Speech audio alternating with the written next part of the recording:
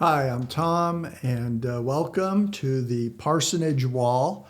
You just saw some photographs, and the last one was from the LA Art Show Twitter feed, and it was a photograph of a land acknowledgement.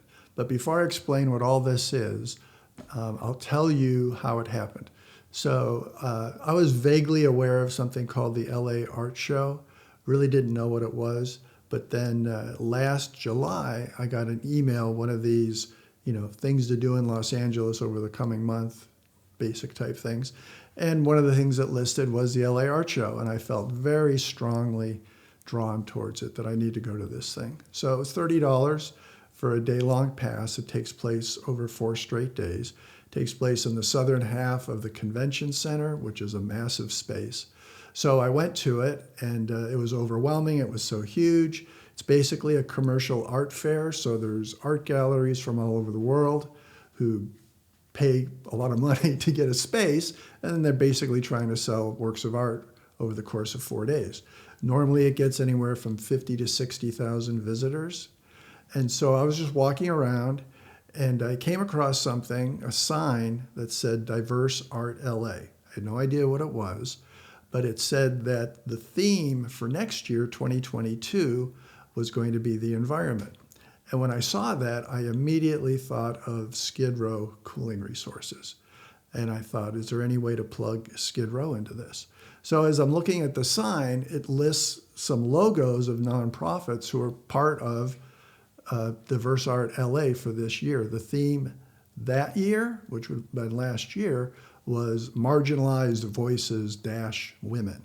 So one of the sponsoring nonprofits is called Women Voices Now, which is basically a nonprofit based out of LA, but they work internationally, and they basically facilitate and create a platform for short films being made by women, usually young women, from all over the world. And so they create little short film festivals where all the filmmakers are women, but telling stories that Hollywood and mainstream media is ignoring. So that's what Women Voices Now is. It really jumped out at me because I knew one of the staff is named Clancy Cornell, who's also the main archivist at the Skid Row History Museum and Archive. So I contacted Clancy. I said, hey, I had this experience. I want to explore it. She connected me to the executive director of the nonprofit, who connected me to the curator for Diverse Art LA. And the curator is an Argentinian artist named Marissa, I don't want to get this wrong, Ciacchiola, who is an Argentinian artist who curates every year this space called Diverse Art LA for the LA Art Show. LA Art Show is massive, so Diverse Art LA gets maybe 15% of the space, but because the space is so huge, 15% is a pretty big space. So that's really all I knew. But they connected me by email. We exchanged some emails, me trying to understand what this was better, her trying to understand what I was talking about. But it was a great exchange. And then I told her what Skid Row Cooling Resources was all about. So finally, and this was like 6 weeks worth of going back and forth, she said, okay, send me a 3-sentence proposal and a 3-sentence bio. So I did, and then a month later, so this started in August, and then in October, she basically sends me an email and says, okay, let's have a Zoom, let's talk about this, we want to do something.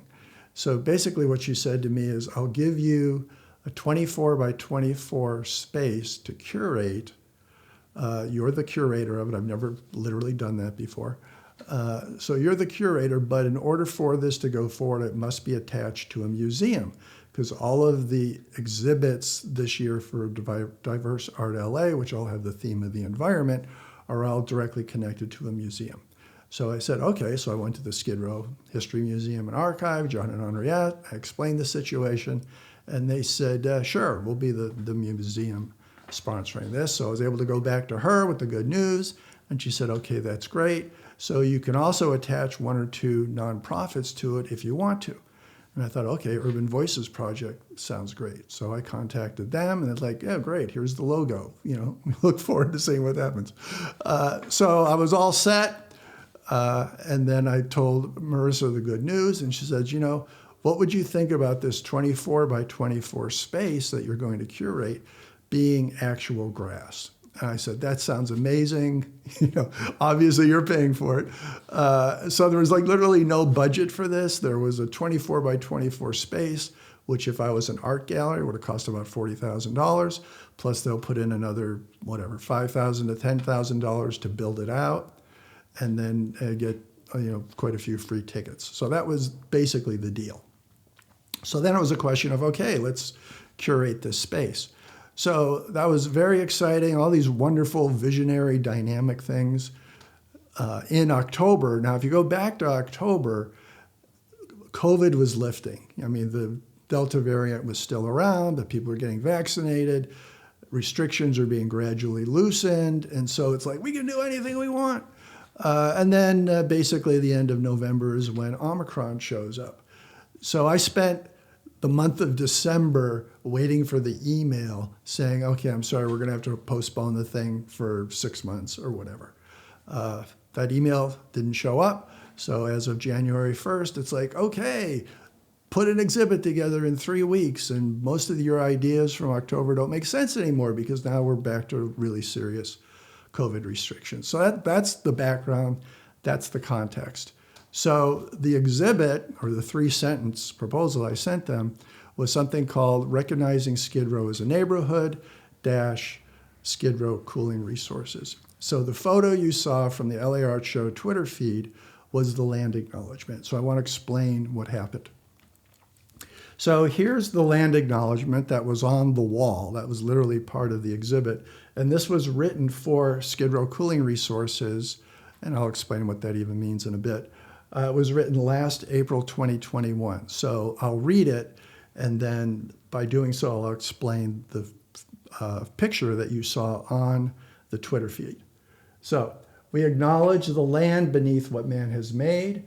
We acknowledge the Tongva, Native Indigenous people of Los Angeles, and their ancient village Yagna, what we call downtown Los Angeles.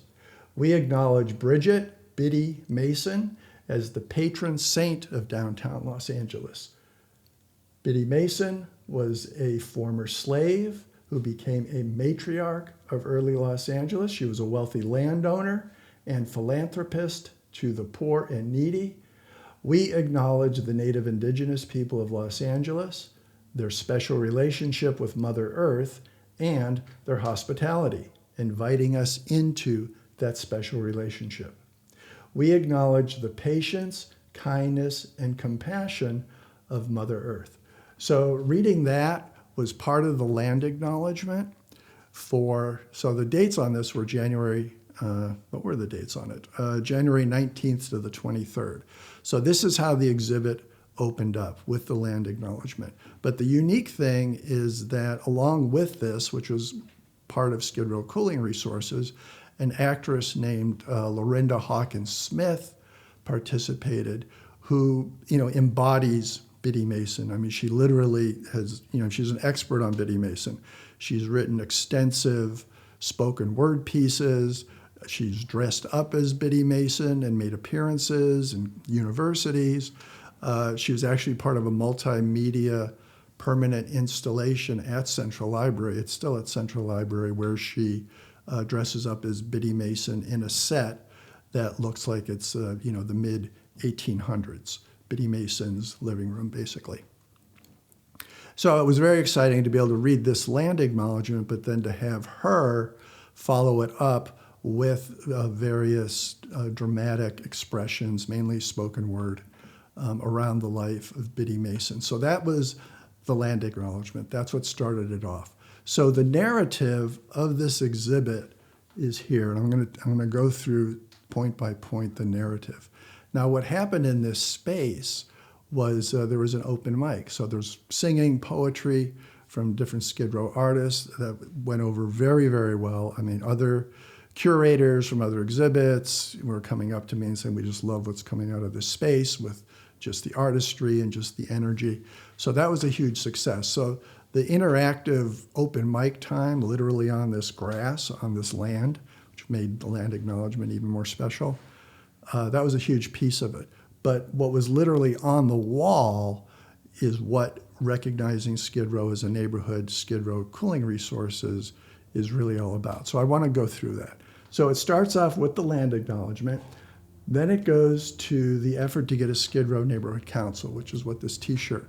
So this T-shirt's about 5 years old, and maybe 150 of them were made to try to get a neighborhood council for Skid Row. And there's an ongoing website, skidrowneighborhoodcouncil.com. It was a huge scandal. It got tons of media coverage. It's actually an incredibly upsetting situation.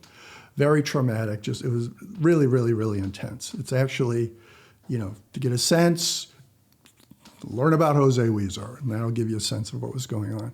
The reason a neighborhood council was so threatening to people in downtown, the idea of Skid Row having its own neighborhood council, is that neighborhood councils get planning and land use committees.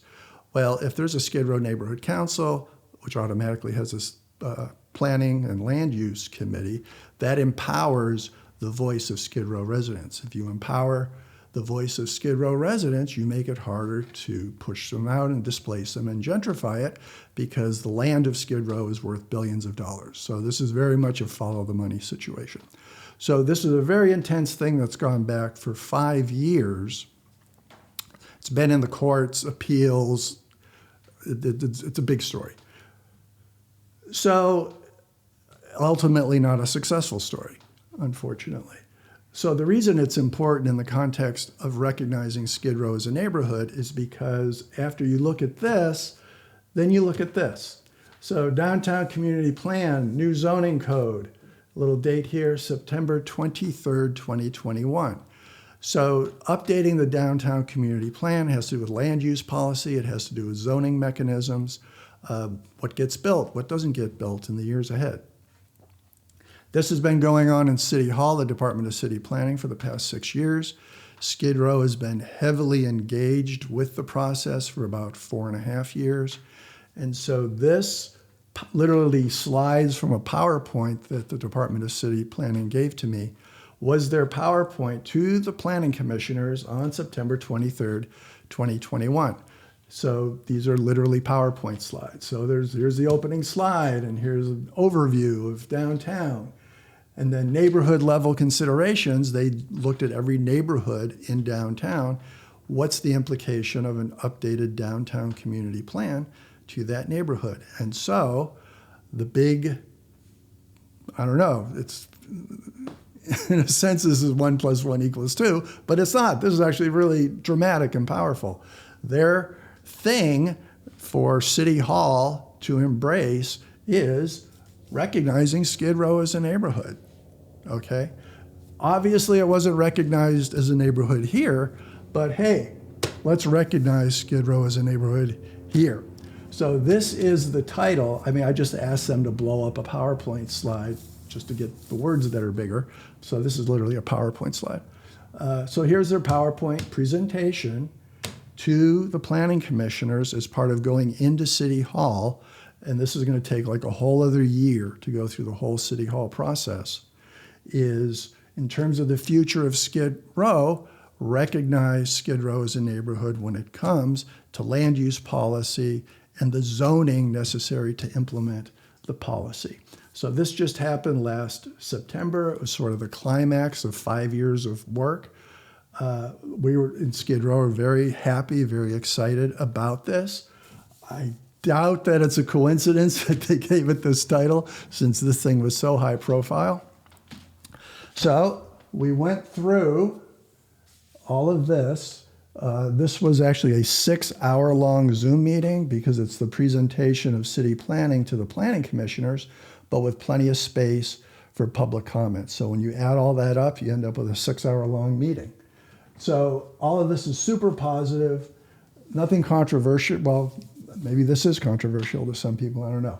But the recommendations embodied in here certainly shouldn't be controversial. Like, hey, the garbage should be picked up in Skid Row more often, things like that. Here's the big fight that's been going on. So this is from 2 years ago. This is something city planning put out. This is Skid Row. And so what they're saying for the future is they want to create something called Plan Area 2. And Plan Area 2 means special zoning where you could only build affordable housing, no market rate housing. So Plan Area 2 became the affordable housing only zone. The technical name is IX1. Skid Row wants IX1 expanded. This is about 1/3 of Skid Row, so we want it pushed out towards the rest of Skid Row. Real estate developers want to kill the entire concept. They don't like the idea of sections of Los Angeles zoned affordable housing only. In September 2021, the Los Angeles Planning Commissioners, based on this 6-hour presentation, voted 6 in favor of the boundaries that were set by city planning, and 3 voted in favor of expanding IX1. None of them voted in favor of the third option, which was to get rid of the entire concept. So this is the big battle that's now happening and is going to continue to happen. So this process of updating the downtown community plan is nicknamed, or officially named, I'm not even sure, DTLA 2040. So what's the future, the next steps? Let's see. We can't confirm the duration of City Council's process to adopt the proposed plan, but we are hopeful that it will occur within summer, fall 2022.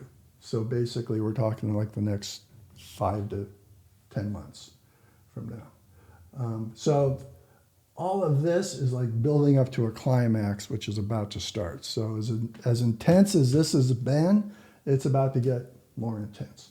So that's recognizing Skid Row as a neighborhood. But the premise of this whole exhibit is that there could only be Skid Row cooling resources if Skid Row was a neighborhood. It's awesome to recognize Skid Row as a neighborhood in terms of land use decisions that will be made in the future. But the fact of the matter is Skid Row already is a neighborhood. Because Skid Row already is a neighborhood, that means it was able to create something called Skid Row cooling resources. The title of the exhibit is Skid Row, Recognizing Skid Row as a Neighborhood - Skid Row Cooling Resources. So what's Skid Row cooling resources? It's based on the premise of an urban heat island. An urban heat island is created when a lack of shade partners with the built environment. So all of downtown Los Angeles is an urban heat island. I mean, it's like officially classified by, scientists and government agencies dealing with the environment. So this is an official thing, an urban heat island. All of downtown is an urban heat island. Skid Row is a unique urban heat island because of certain vulnerabilities. When you look at Skid Row as an urban heat island, you immediately get into the issue of shade as equity. What does that mean? Well, it means there's not enough shade, okay? Oftentimes that comes in the form of trees. It can be other things as well, but trees are maybe the most dramatic example of a lack of shade. If you look at like one of these, NASA bird's eye photographs, infrared type things, and you look at Los Angeles and there's, brown is no trees, green is trees. You look at the west side, you look at much of the San Fernando Valley, and it's very green. You go into Skid Row or South LA or East LA, it's very brown. Why? Because one area of the city has a lot of trees, another area of the city has very few trees. So this lack of trees and other types of shade is an equity issue. And you have to get into like decades and decades of governmental decisions like redlining as to why shade is now an equity issue. So urban heat island, shade as an equity issue. People use the phrase climate justice, environmental racism.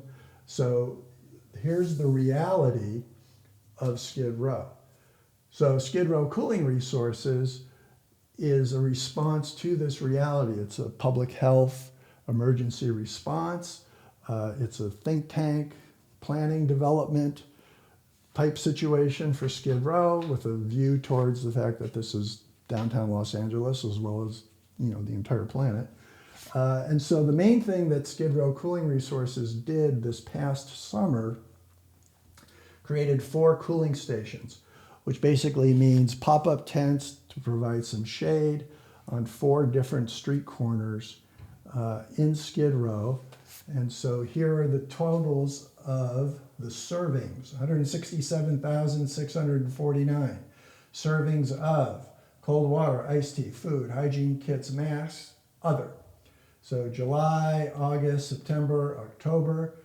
August and September are by far the most intense months in terms of temperature and in terms of sunshine.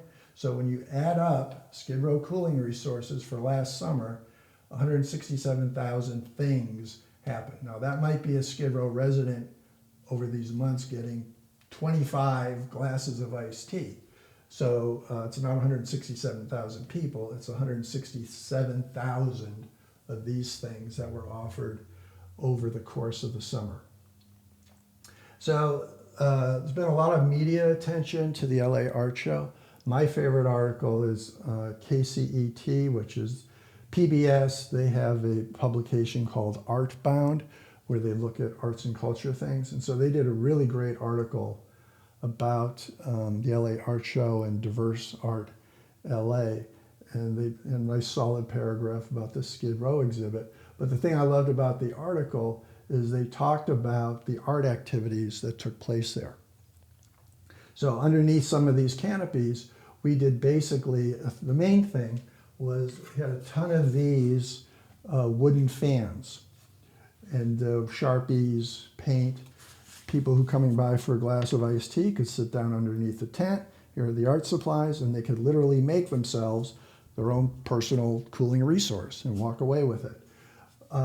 Through art activities, folks created signage and decorated their own personal fans. So the thing I loved about the KCET article is it talked about this, people making their own fans, as an example of art and activism. It was subtle, it was intended to be subtle, but it was great that KCET saw what was happening and literally spelled out what it was. So this is an exhibit within Diverse Art LA. It was one of 7 exhibits, all museums, Skid Row History Museum and Archive. There was one from Argentina, there was one from Mexico, there was one from Spain, one from Czechoslovakia or the Czech Republic. So it was all about environmental issues, whether it's environmental racism, climate change, the lack of understanding internationally over various climate issues. That was the theme.